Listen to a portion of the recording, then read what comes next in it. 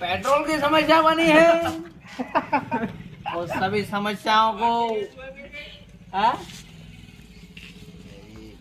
सभी समस्याओं को समाधान करने प्रधानमंत्री नरेंद्र आवास योजना शुरू की जा रही है। तो सभी मेरे देशवासियों को नम्र विनती है कि बने उतना तेल पानी खर्चा कम करें, उससे मेरे देश का बचाव होगा। आपस में जो तनावे हो रही हैं, इजराइल, ईरान, अमेरिका, वो सब लड़ने में व्यस्त है। तो कृपया अपने घरों में रहना। लॉकडाउन जैसी परिस्थिति आ गई है। फिलहाल आज के लिए इतना ही। आपकी तरह मैं भी मायूस हूँ। अस्तु।